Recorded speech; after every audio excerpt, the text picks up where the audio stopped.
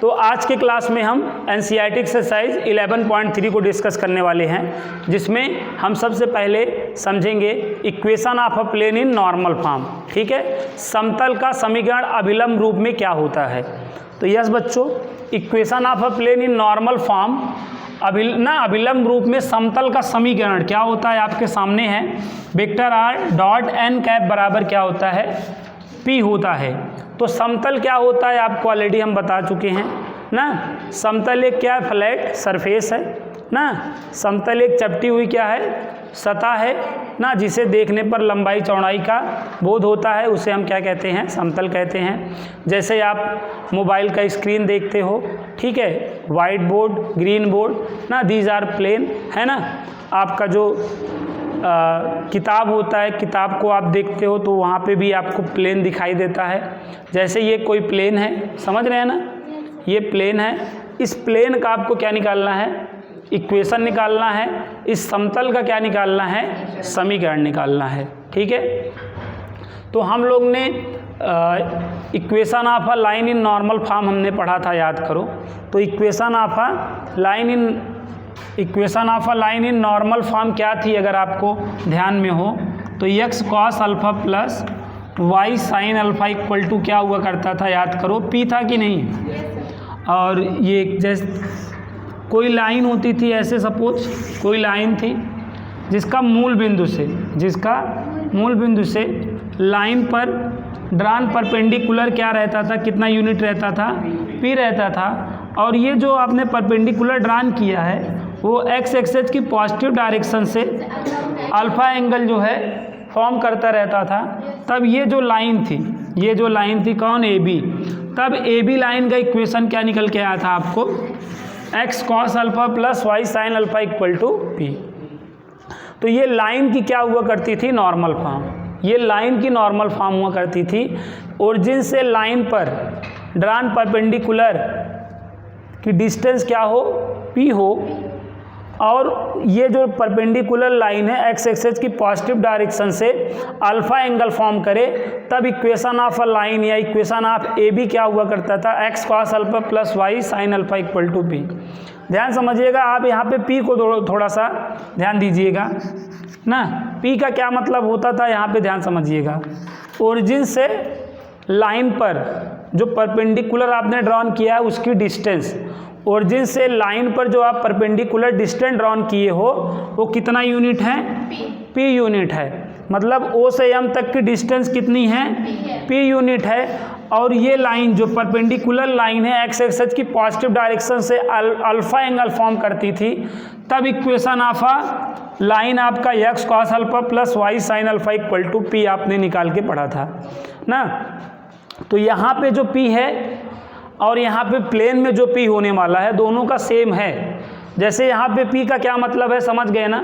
Origin से line पे जो परपेंडिकुलर ड्रॉन किए हो, ओरिजिन से जो लाइन पर परपेंडिकुलर ड्रॉन किए हो उसकी डिस्टेंस, यहाँ पे p का मतलब है कि नहीं। ओरिजिन से लाइन पे आपने जो परपेंडिकुलर ड्रॉन किया है वो कितना डिस्टेंस है, p यूनिट का है।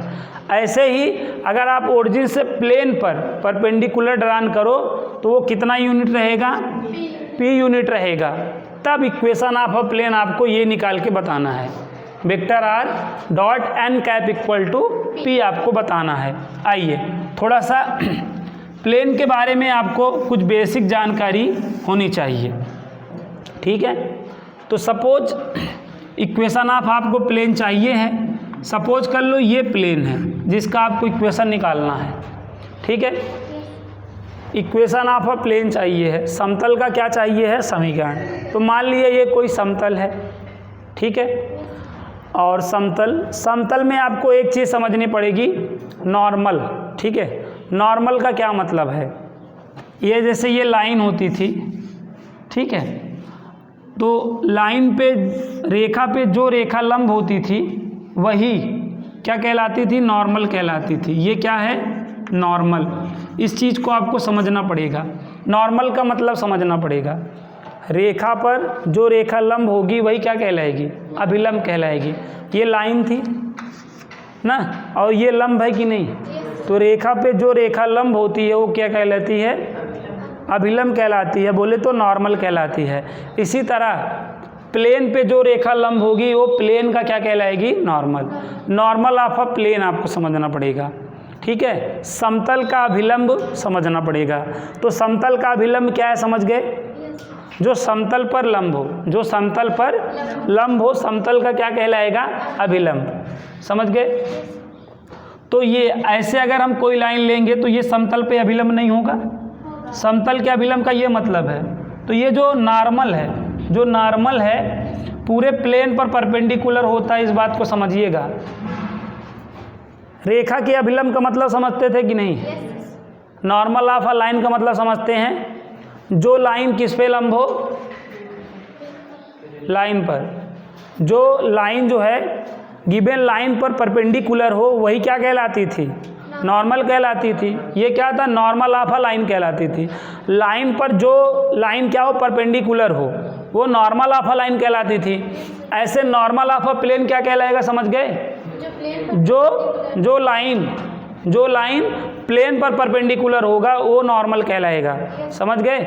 तो यहाँ पे बात समझिएगा। तो ये जो लाइन है, ये देखो इस लाइन पे परपेंडिकुलर है कि नहीं? अब अगर हम यहाँ पे देखें तो इस लाइन को अगर हम यहाँ पे लेके आ जाएं तो भी तो इस लाइन पे परपेंडिकुलर होगी, या यहाँ खींचे तब भी ना? बताओ, ये जो नॉर्मल है तो ये यहीं पे नहीं, हर पॉइंट पे नॉर्मल होगा। अगर यहाँ से इस चीज़ को ऐसे अगर हम खिसकाते जाएं, इस परपेंडिकुलर, ये जो नॉर्मल है इसको यहाँ कर दें तब भी तो नॉर्मल हो जाएगा, यहाँ कर देंगे तब भी तो लंब रहेगा, यहीं थोड़ी 90 बनाएगा। इस लाइन को यहाँ पे मैं शिफ्ट कर दूँ, अभी भी नॉर्मल है कि नहीं? यहाँ से पूरी लाइन पर, कंप्लीट लाइन पे नॉर्मल है कि नहीं है? तो ये जो नॉर्मल होता है ना, कंप्लीट लाइन पे होता है। तो ऐसे ही यहाँ पे हम क्या पढ़ने वाले हैं? नॉर्मल ऑफ अ प्लेन पढ़ने वाले हैं। तो जो नॉर्मल होगा वो पूरे प्लेन पे क्या होता है? परपेंडिकुलर होगा। तो नॉर्मल क्या होता है प्लेन का, समझ गए ना? क्या होता है? नॉर्मल पे जो लाइन क्या होती है? परपेंडिकुलर के होती है, वो क्या कहलाती है? नॉर्मल ऑफ अ प्लेन कहलाती है। ठीक है, क्या कहलाती है? नॉर्मल ऑफ अ प्लेन कहलाती है। समतल का अभिलंब कहलाता है। समझ गए? तो ये जो समतल का अभिलंब है पूरे प्लेन पे होगा कि नहीं? क्या परपेंडिकुलर होगा? इस बात को आप समझ गए? यहाँ पे बेटा जो नॉर्मल ऑफ अ प्लेन है, जो नॉर्मल ऑफ अ प्लेन है वो आपको क्या बताता है ये समझना है। वो आपको डायरेक्शन बताता है। क्या बताता है? डायरेक्शन। इस बात को आप हमेशा याद रखिएगा। नॉर्मल ऑफ अ प्लेन अभिलंब का, ठीक है, समतल का अभिलंब आपको क्या बताता है? डायरेक्शन बताता है, दिशा बताने का काम करता है। और जब यही नॉर्मल प्लेन की क्या बताने लगता है? डायरेक्शन बताने लगता है, ठीक है, तब इसी पे कैप लगा देंगे। जब नॉर्मल क्या बताने लगेगा? डायरेक्शन बताने लगेगा, तो इसी नॉर्मल वाले वेक्टर पे आपको क्या लगाना पड़ेगा? कैप लगाना पड़ेगा। ठीक है, यहाँ पर जैसे ये हमने टेकन किया है, ये क्या है? नॉर्मल वेक्टर है। क्या है ये? Normal vector. और नॉर्मल वेक्टर को स्मॉल वेक्टर एन से रिप्रेजेंट किया जाता है। ठीक है, यहाँ पे ये जो वेक्टर आप देख रहे हैं प्लेन पर, ये नॉर्मल वेक्टर है और नॉर्मल वेक्टर को स्मॉल एन से रिप्रेजेंट किया जाएगा। और यही वेक्टर, ये नॉर्मल वेक्टर है कि नहीं? ध्यान दीजिएगा, नॉर्मल वेक्टर को हम स्मॉल वेक्टर एन से रिप्रेजेंट करते हैं, और यही नॉर्मल वेक्टर एन जब डायरेक्शन बताने लगता है तो यहीं पे हम कैप लगा देते हैं। अब ये क्या टेल कर रहा है? इसी नॉर्मल वेक्टर पे, इसी नॉर्मल वेक्टर को जब आपने कैप लगा दिया, टोपी लगा दिया, टोपी पहना दिया ना कि इसको ठंडी ना लगे, तब यही क्या बताने लगा? डायरेक्शन बताने लगा था।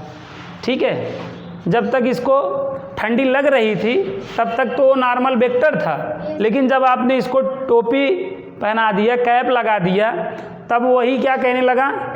डायरेक्शन बताने लगा। किसकी? प्लेन की। समझ गए बात की नहीं? तो ये जो नॉर्मल वेक्टर है जब तक टोपी नहीं पहना रहेगा, स्मॉल वेक्टर एन जब तक टोपी नहीं पहना रहेगा तब तक क्या बताएगा, नॉर्मल वेक्टर रहेगा।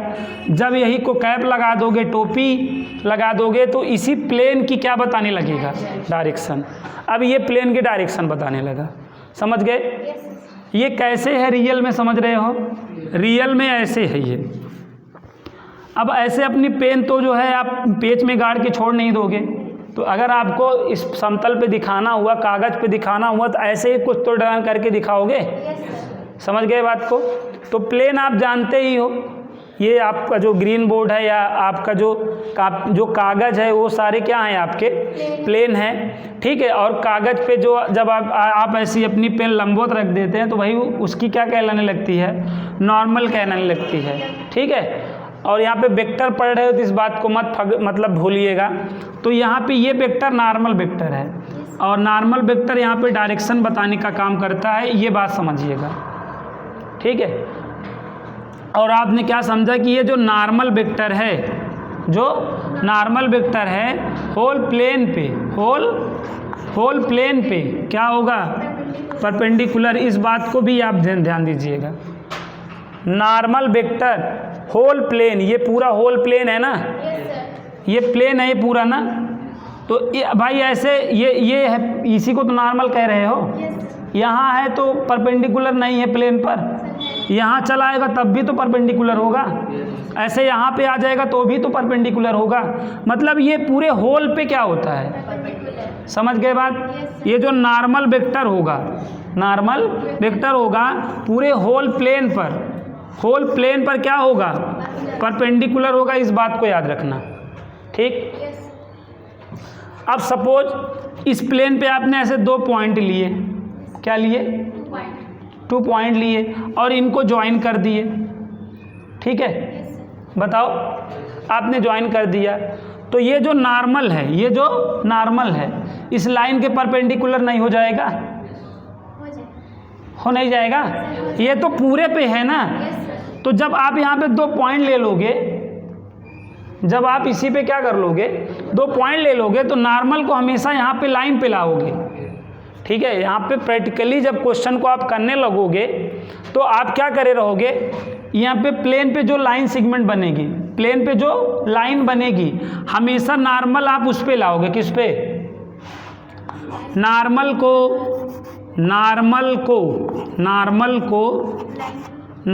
को हमेशा लाइन पर लाना है, बोलो क्या रखोगे, नॉर्मल को हमेशा लाइन पर लाकर देखोगे क्या सिचुएशन क्रिएट हो रही है, उसके अकॉर्डिंग क्वेश्चन को सॉल्व करना है। ये तो जान ही गए कि ये जो नॉर्मल है पूरे होल प्लेन पे परपेंडिकुलर होगा।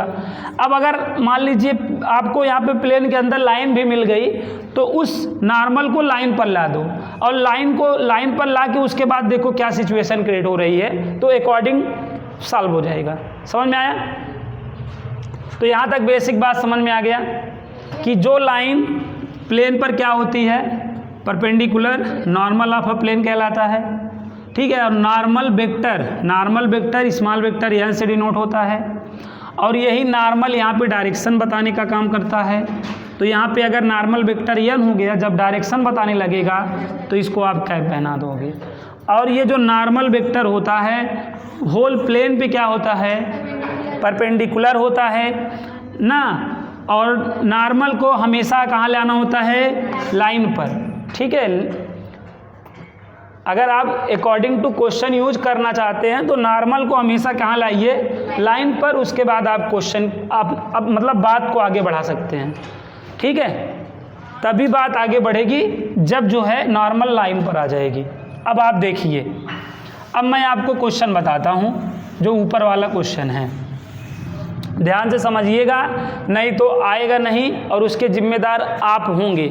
Normal form of a line आप जानते हैं, normal form of a line में मैंने बताया था ये पी क्या होता है, ओरिजिन से जो लाइन है उस पर ड्रॉन परपेंडिकुलर की डिस्टेंस होता है। तो यहाँ पर आप क्या पढ़ने वाले, equation of a plane in normal form, ठीक है।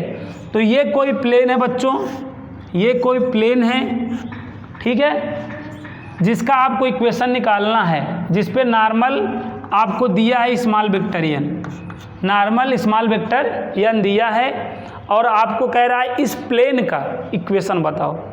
इस प्लेन का इक्वेशन बताओ अगर नॉर्मल क्या हो, स्मॉल वेक्टर n हो, नॉर्मल क्या हो, स्मॉल वेक्टर n हो, और ओरिजिन से क्या, ओरिजिन से इस प्लेन पर जो परपेंडिकुलर है उसकी डिस्टेंस क्या हो, स्मॉल p हो।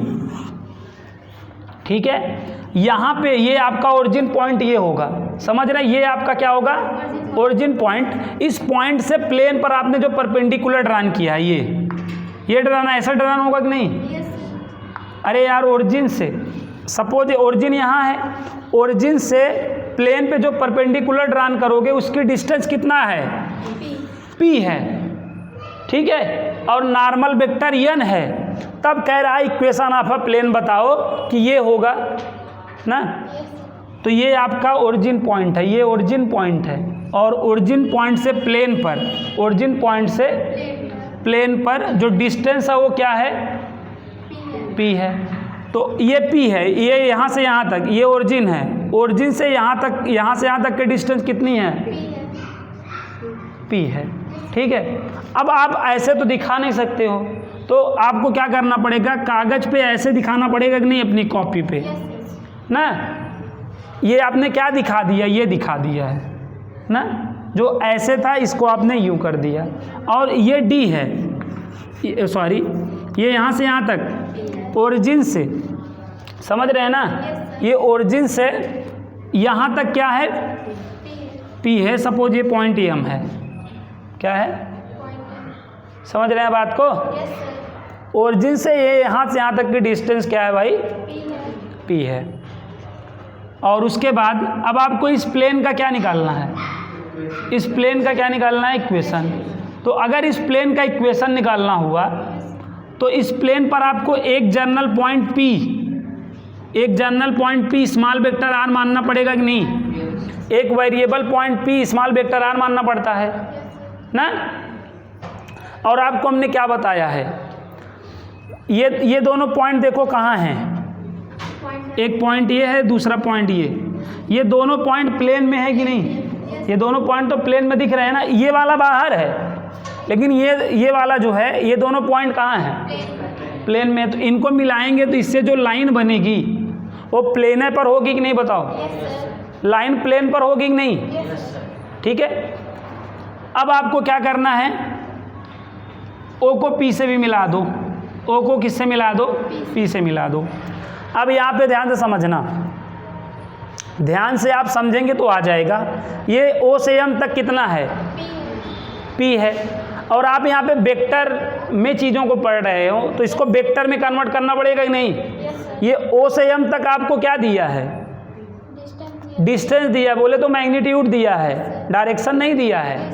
तो o से m तक इसको वेक्टर में कन्वर्ट करोगे, आप क्या रिटेन करोगे, वेक्टर OM।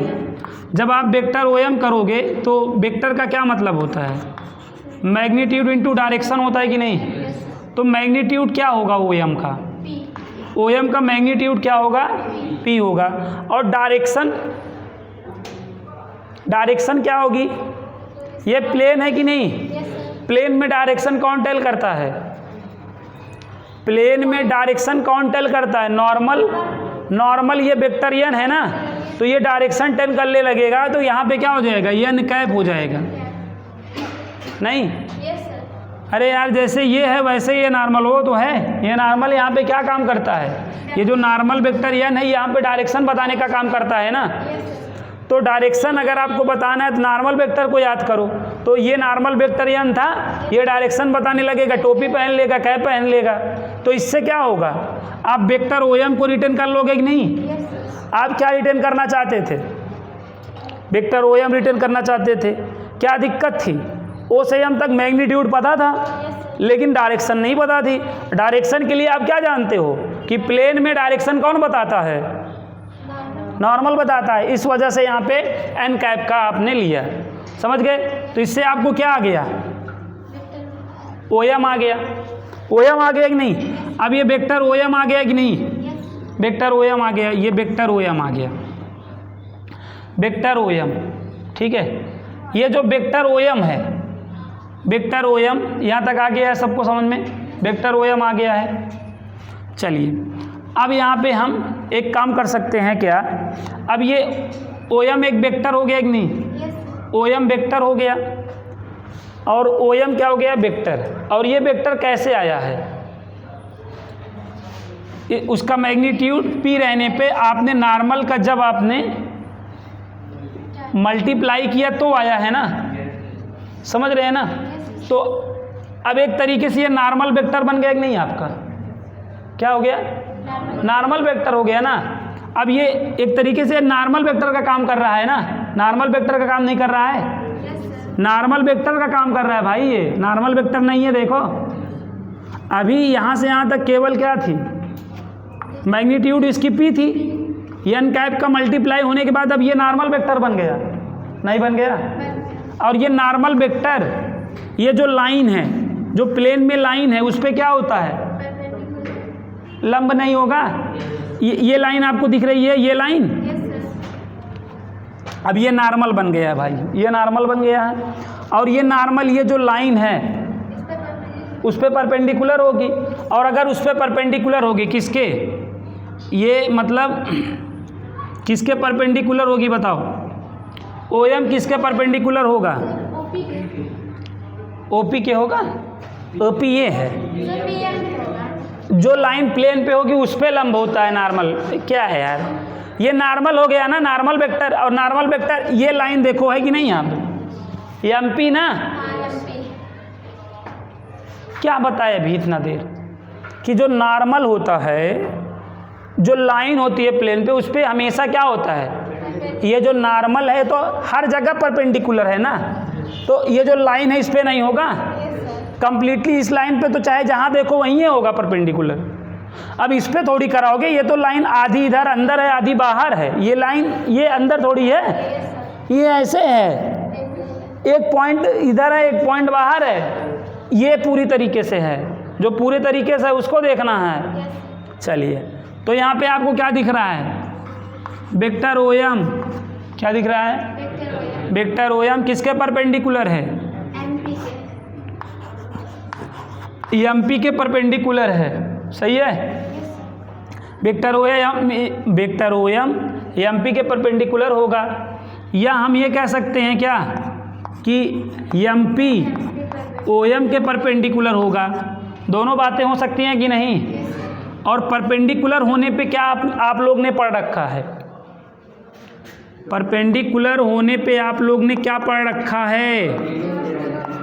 डॉट जीरो हो जाता है। डॉट क्या हो जाता है? जीरो हो जाता है। एमपी कैसे निकलेगा? पोजीशन वेक्टर वाले कॉन्सेप्ट से। किससे निकलेगा? तो यहाँ पे पोजीशन वेक्टर का कॉन्सेप्ट लगाओ, vector OM minus vector OM नहीं हो जाएगा? भूल गए?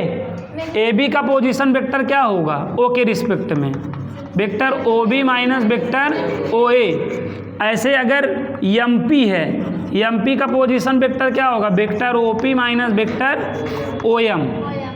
होगा कि नहीं? तो यहाँ पे वेक्टर एम पी है, वहाँ पे हमने vector O P minus vector O M into क्या किया? वेक्टर ओ एम बराबर क्या? Equal to zero. समझ में आया? अब यहाँ पे वेक्टर ओ पी का मतलब जान ही रहे हो, स्मॉल वेक्टर आर, और वेक्टर ओ एम की वैल्यू यहाँ देख ही लो, क्या? पी एन कैप है ना? और यहाँ पे भी देखो पी एन कैप की नहीं, इक्वल टू जीरो।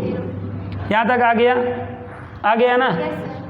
ये मैग्नीट्यूड इंटू डायरेक्शन है, तो एक काम करेंगे, ये p का जीरो में डिवाइड हो जाएगा, p का जीरो में डिवाइड कर लेगा, p जीरो में डिवाइड कर लेगा। ऐसे जैसे आप देखो, जैसे 2x बराबर सपोज जीरो है, तो ये 2 मैग्नीट्यूड है ना यहाँ पर, तो 2 0/2 होके x की वैल्यू आ जाएगी कि नहीं बताओ? तो ऐसे आपको करना क्या है यहाँ पर बच्चों, यहाँ पे ध्यान से समझिएगा, बस 2 ही स्टेप का है। तो यहाँ पे क्या हो जाएगा? Vector r p n cap, ये p तो जीरो में डिवाइड कर लिया, डॉट एन कैप बराबर 0। अब मल्टीप्लाई करो, वेक्टर आर डॉट एन, अरे ऐसे डॉट कराना है, p n cap dot n cap equal to क्या हो जाएगा 0। Vector r dot n cap, देखो यहाँ पे सेम है ना, डॉट में सेम पे वैल्यू क्या होती है 1 होती है, एक 0 होती है। ये मैंने 0 बनाया नहीं है, मैं अंडरलाइन किया हूँ कि अगर आई कैप डॉट आई कैप 1 होता है ना, सेम पे 0 नहीं होता है, 1 होता है जी 1। तो यहाँ पे vector r dot n cap minus p बराबर क्या हो जाएगा 0। Vector r dot n cap equal to क्या हो जाएगा पी। समझ में आया कि नहीं बताओ? तो ये फार्मूला निकल के आ गया, समझ में आया? तो equation of a plane in normal form vector r dot n cap बराबर पी कैसे आया, समझ गए? तो मैंने आपको 2-3 बेसिक बात बताई। मैंने कहा जो रेखा अभिलंब पे क्या हो, समतल पे लंब हो, जो रेखा समतल पर क्या हो, लंब हो, वही अभिलंब कहलाता है। तो जब ये कहा मूल बिंदु से समतल की दूरी d है, तो मूल दूरी हमेशा लंबवत ली जाती है, डिस्टेंस हमेशा परपेंडिकुलरली मतलब ली जाएगी ना, परपेंडिकुलर ली जाएगी। तो यहाँ पे कहा मूल बिंदु से समतल तक की दूरी क्या है, p है। तो मतलब आप परपेंडिकुलर लोगे ना, तो आपको मूल बिंदु से परपेंडिकुलर डिस्टेंस आपको बता दिया p है, ठीक है। और नॉर्मल वेक्टर n है, तो कह रहा है समतल का समीकरण बताओ। तो अब यहाँ पे आपको दूरी तो दे दिया, लेकिन वेक्टर होने के लिए क्या होना चाहिए, डायरेक्शन भी होना चाहिए। और डायरेक्शन का काम यहाँ पर कौन करता है, नॉर्मल करता है। नॉर्मल कौन था, ये कब डायरेक्शन का काम करने लगता है, जब ये टोपी पहन लेता है। तो दूरी तो पी थी, फिर हमने डायरेक्शन के लिए इसको कैप टोपी लगा दिया, जब टोपी लगा के मल्टीप्लाई करा तो हमें वेक्टर ओएम मिल गया। अब ये वेक्टर ओएम ही तो लंब है इस पर, तो ये जो वेक्टर ओएम लंब है तो ये इस पूरे होल प्लेन पे लंब है, तो इस लाइन पे भी तो लंब होगा। तो ये लाइन और ये लाइन एक दूसरे के क्या हो गई, ये दिखेगी नहीं, जब ऐसे करोगे तब दिखेगी। ये लाइन है, अब ये देखो दिख नहीं रहा है लंबवत। अब ऐसे में आपको तिरछा मिर्चा दिख सकता है, गुरुजी ऐसे कि ये 90 कैसे बनेगा, लेकिन आप ऐसे देखो ना, 3D फिगर है तो ऐसे देखना है। देख लिया आपने, तो फिर अगर ये दोनों लंबवत है तो डॉट 0 होता था, तो डॉट 0 कर दिया बस। तो ये समझ में, आई होप आप लोगों को आ गया होगा। तो ये 11.3 का पहला फार्मूला है। इसके बाद जितने भी फार्मूले पढ़ोगे सब इसकी हेल्प से पढ़ोगे, तो उम्मीद करता हूँ ये फार्मूला आप समझ गए होंगे। ये अगर आप सुबह देखिए तो equation of a plane in normal form के लिए मैंने 2 मिनट का एक वीडियो सेंड किया था ना, पूरा उसमें विजुलाइज कराया गया है, उसको जाके आप देखिए ना। लेकिन आपके पल्ले पड़ेगा नहीं, आपके पल्ले यही पड़ेगा ना। 2 मिनट की चीज़ देखिए, 40 मिनट में पढ़ाए हैं हम, लेकिन 2 मिनट में उसका वीडियो मैंने भेजा है, आप देख के समझ सकते हैं। जो हमने बताया है 40 मिनट में, वही वो आपको 2 मिनट में बताएगा, लेकिन आप 40 मिनट वाला ही समझ पाओगे, 2 मिनट वाला अभी नहीं समझ पाओगे। थोड़ा सा और पढ़ लोगे, 1-2 क्लास, तो आप समझ लोगे 2 मिनट में। तो यहाँ तक चीज़ें समझ में आ गई हैं। चलिए, तो इक्वेशन ऑफ अ प्लेन आपको इन नॉर्मल फॉर्म समझ में आ गया है कि equation of a plane in normal form क्या होता है। आपने देखा कि vector r dot n cap बराबर पी होता है, ठीक है, यहाँ तक समझ में आ गया है, ठीक है। अब अगर equation of a plane in general form आपको जानना हो ना, क्या जानना हो, जर्नल फॉर्म, जर्नल फॉर्म। अब हम यहाँ पे क्या पढ़ेंगे इसी की हेल्प से, equation of a plane, equation of a plane in general form, in general form, तब जाके कुछ बात बनेगी। समतल का व्यापक समीकरण, समतल का व्यापक समीकरण हम पढ़ने वाले हैं। अगर हम equation of a line in general form आपसे पूछे तो आप, आई होप आप बता सकते हैं, ax plus B Y plus C बराबर 0 है ना, ax plus B Y plus C बराबर 0। सरल रेखा का व्यापक समीकरण ax plus B Y plus C बराबर 0 होता है ना। तो equation of a plane in general form में क्या होने वाला है, ax plus B Y plus C Z plus D बराबर 0 होगा। इक्वेशन ऑफ अ लाइन की हेल्प से equation of a plane in general form आप ये याद रख सकते हैं, ये सरल रेखा का व्यापक समीकरण हुआ करता था और ये समतल का व्यापक समीकरण हुआ करता है, समझे। अब ये चीज़ कैसे निकली मैं आपको बताने का प्रयास कर रहा हूँ। Equation of a plane in general form का ये कैसे आया होगा, ठीक है। ये मैं आपको कौन सा रूप बता रहा हूँ, कार्टेशियन फॉर्म बता रहा हूँ, बताओ। Equation of a plane in general form का ये कौन सा फॉर्म है, कार्टेशियन फॉर्म ना। इसकी वेक्टर फॉर्म क्या होगी पहले ये समझ लीजिए। दोनों फॉर्मों का बहुत ही महत्व है, दोनों ही फॉर्मों का, ठीक है।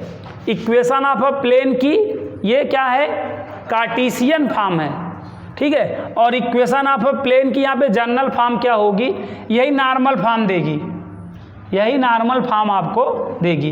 यही नॉर्मल फॉर्म ही तो जनरल फॉर्म दिया करती थी, याद करो। देखो मैं आपको बहुत ही बेसिक बात बताने वाला हूँ, बात समझिएगा।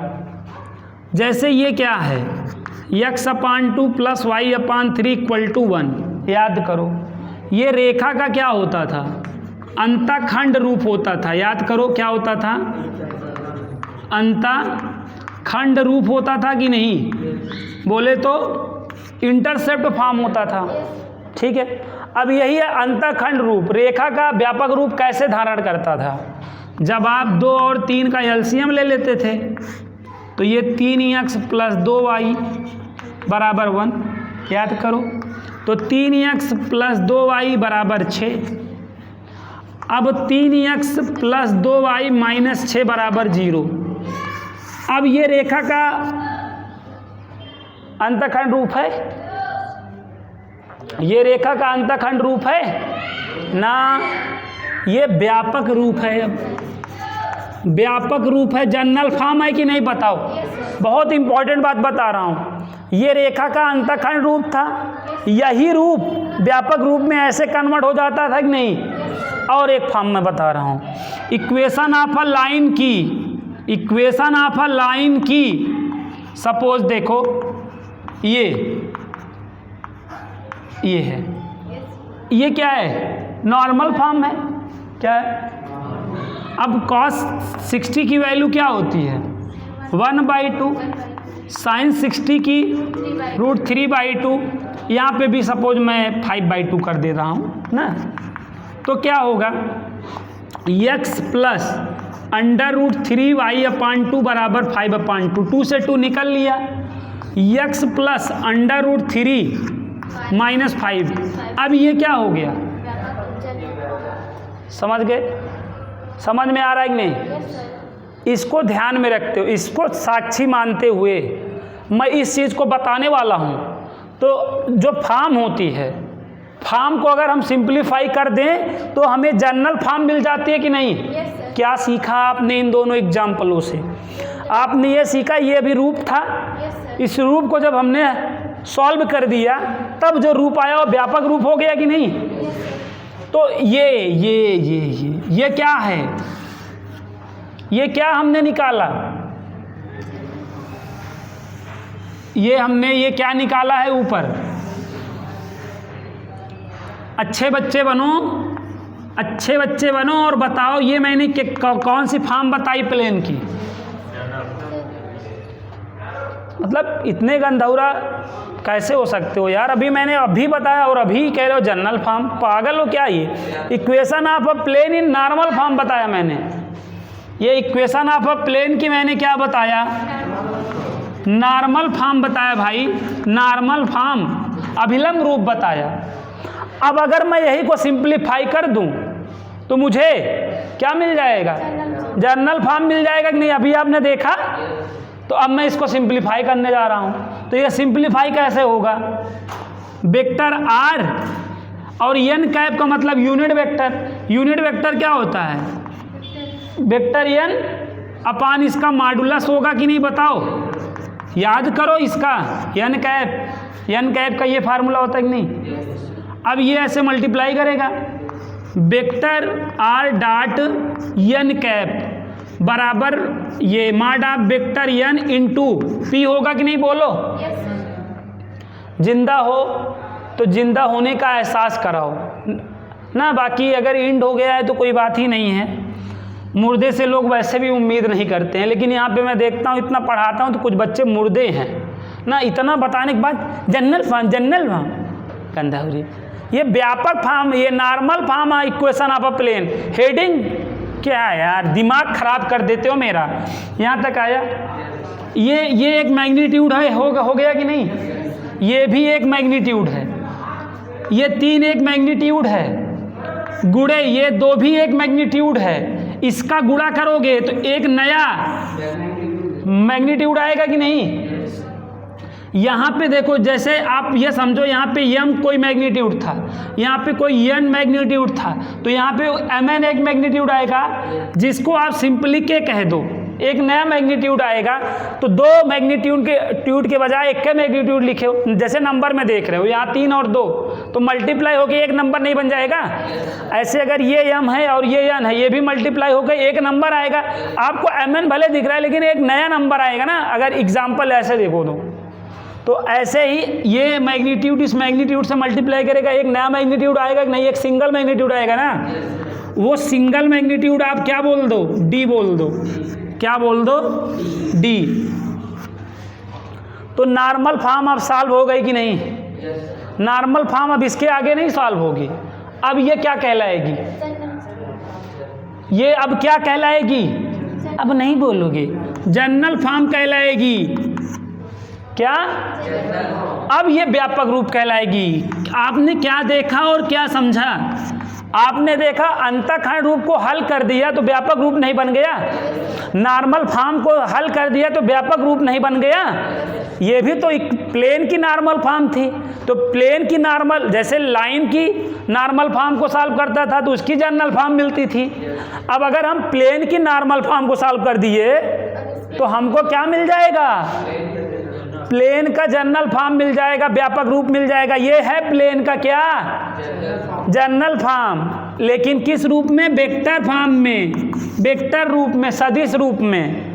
जनरल फॉर्म किस रूप में, वेक्टर रूप में, वेक्टर फॉर्म में। बताओ, ठीक है। ये जो जनरल फॉर्म होती है, जो जनरल फॉर्म होती है, हर फॉर्म को रिप्रेजेंट करती है। जितनी भी फॉर्म होती हैं किससे बनती हैं, जनरल फॉर्म से बनती हैं। तो जनरल फॉर्म से हम ऑल फॉर्म को क्या कर सकते हैं, मतलब जितने टेल कर सकते हैं, यस टेल कर सकते हैं। जनरल फॉर्म ही तो ऑल फॉर्मों को टेल करता है। तो अगर हम इसको ध्यान में रखें तो आवश्यकता पड़ने पे हम उसको नॉर्मल फॉर्म में, इंटरसेप्ट फॉर्म में, स्लोप फॉर्म में कन्वर्ट कर नहीं सकते हैं। तो वो सब का निचोड़ है भाई ये, तो इसको याद रखना है। तो ये प्लेन की क्या है, जनरल फॉर्म, वेक्टर फॉर्म में, लेकिन इन वेक्टर फॉर्म, जनरल है लेकिन किसमें, वेक्टर फॉर्म में, ठीक है। कार्टेशियन फॉर्म में क्या होगा, ये होगा, कार्टेशियन फॉर्म में ये होगा, प्लेन का जनरल फॉर्म कार्टेशियन फॉर्म में ये होगा और वेक्टर फॉर्म में ये होगा। अब ये कैसे ये होगा मैं आपको बताऊं। यहाँ तक बात समझ गए कि नहीं, समझना ही है बस बच्चों, यहाँ तक आपको समझ में आया। बस एक मतलब आपका ज़्यादा टाइम नहीं लूँगा, 2 मिनट आपके बिजी शेड्यूल में से 2 मिनट का और टाइम लेंगे हम। Vector r dot vector n बराबर डी, ये क्या हो गया है आपका ना, जनरल फॉर्म हो गया है वेक्टर फॉर्म में। अब एन कोई वेक्टर है कि नहीं, आर भी कोई वेक्टर है, आर तो जनरल वेक्टर होता है। और जनरल वेक्टर को कैसे, एक्स आई कैप प्लस वाई जे कैप प्लस जेड के कैप से शो ऑफ किया जाता है, सही है। और वेक्टर एन कैसे रिटर्न किया जाता है, अरे यार देखो, आर ये जनरल वेक्टर है और वेक्टर एन अनदर वेक्टर है कि नहीं, एक दूसरा वेक्टर है। तो दूसरे वेक्टर के लिए हमने क्या बताया है, A I cap plus B J cap plus C K cap, है ना, इक्वल टू यहाँ डी लिख दिया हमने। तो अब देखो, अब डॉट करा दो, A X plus B Y plus C Z बराबर डी नहीं आएगा, A X plus B Y plus C Z minus D बराबर 0 नहीं हो जाएगा ना। A X plus B Y plus C Z, यहाँ पे हम प्लस डी नहीं कर सकते हैं, प्लस डी, अरे माइनस डी है, उसको हम एक नया कांस्टेंट प्लस डी मान ले रहे हैं, या प्लस पी मान लो, क्या दिक्कत है ना। अभी हम अगर हम यहाँ पे हम कोई अदर किए रहते, जैसे हम सपोज यहाँ पे हम क्या किए होते, जैसे पी तो हो गया था, यहाँ पे हम सपोज यम किए होते, वो तो हमारे ऊपर था ना, यम माने होते तो यहाँ पे भी यम रहता, बात को समझो, यहाँ पे यम रहता, यहाँ पे भी यम रहता, यहाँ पे भी यम रहता, तो यहाँ पे हम इसको डी मान लेते। तो आप जो देखना चाहते थे, आपकी आँख जो देखना चाहती थी वो देख ली कि नहीं ना। तो ये क्या हो गया, कार्टेशियन फॉर्म में इक्वेशन ऑफ अ प्लेन की जनरल फॉर्म हो गई।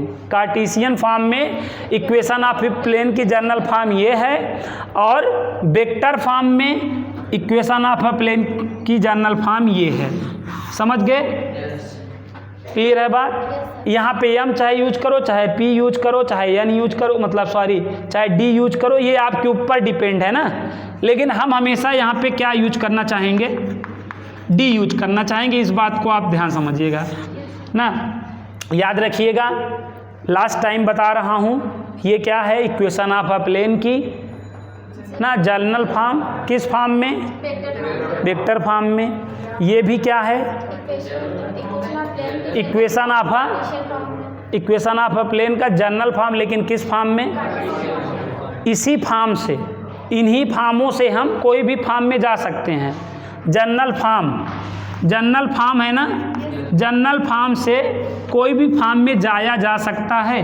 हमें नॉर्मल फॉर्म में जाना हुआ तो भी हम इससे चले जाएंगे, इंटरसेप्ट फॉर्म में जाना हुआ तो भी चले जाएंगे, कोई अनदर फॉर्म में जाना हुआ तो भी हम इससे चले जाएंगे।